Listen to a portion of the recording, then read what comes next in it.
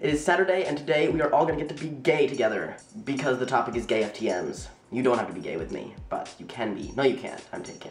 I'm really glad we're doing this topic. I think it's a great and important topic, and in my video I'm going to target 3 main groups. Group number 1, gay FTMs. Group number 2, gay cis men. Group number 3, everyone who's not an FTM. So, by 3 main groups, I mean anyone with a pulse. So for people who are not trans, they have this interesting way of describing the FTM phenomenon. A lesbian who takes it one step too far. The most lesbian to ever lesbian. So lesbian that they're turning into a man. And when I hear this kind of explanation of an FTM, I just wonder, at what point will they realize that they could be explaining to a gay man that they're actually a lesbian? Do you realize how crazy that sounds? Yeah, you're not really a man who likes men, you're actually probably just a woman who likes women. That's a logic. See, yeah, on one hand, it does complicate the whole coming out process. If you're a gay FTM, somehow that's harder for people to process. They're like, oh, why are you turning into a man if you still like men?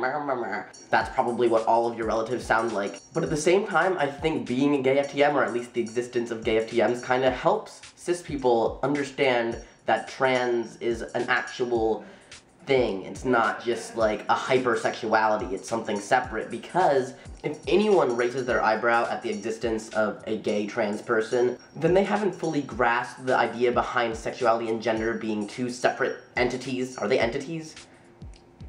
What's an entity? Regardless, they have more learning to do if they don't understand how a gay FTM exists or works or whatever. It's true that gay FTMs could have made the decision in their life to live entirely as a straight woman. That would have been super easy. I could have saved tens of thousands of dollars, a lot of weird looks, and a lot of explanation, but it's not worth that. If I'm willing to spend all the money that I spent to get to where I am now, what makes people think that just the mere fact that I could have been heterosexual in society is enough to sway me into not being a man, which is what I am? So, and if you really think about it, you're never doing yourself any favors if you choose to live as a straight woman when you actually feel like a gay man. That doesn't make your life easier, that doesn't make you happier, that will not help you as a person if that's not what you really are. People need community, they need a space where they feel like they belong. And if you don't even feel like you belong in your own body, as your own person, you're not gonna feel like you belong in that culture, in that community. And gay male culture is such a powerful culture. And if you embrace gay as part of your identity, that could be an incredibly vital community to be a part of. You are denying yourself community, you are denying yourself culture by living as someone who you're not. That being said,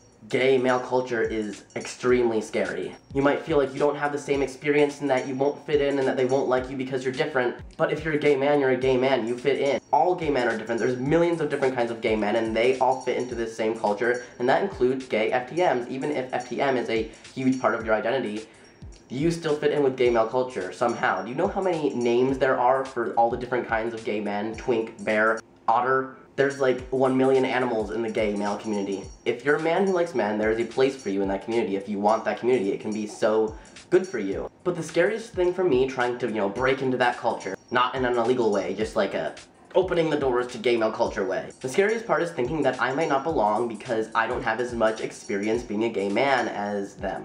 And that somehow that was going to make me an obvious outlier and I would not know what's going on and all of them will just have all of the knowledge about gay men. And then it dawned on me, and this is a really important thing for any other gay FTMs out there, that not a single gay man has grown up with the experience of being a gay man their entire life. You might have more experience with that culture than most gay men. There are gay men who don't come out until they're like 90. For every gay dude who will say that you don't know what it's like to be a gay man because blah blah blah blah blah trans, there is somebody just coming out, just learning about gay culture, and you're ahead of them. And does that bother you? It shouldn't, because experience is not what makes you part of a community. It is just your existence. The last thing that I wanted to talk about in this video, which I think is probably hands down the most terrifying thing about being a gay FTM in a predominantly cis world, is how a gay man is going to take a trans man as, a possible partner. Especially with gay men, a lot of importance is placed on, a penis in a relationship. Gay dudes talk about dicks a lot. And another thing they talk about a lot is vaginas, surprisingly enough. They talk about how scary they are to them.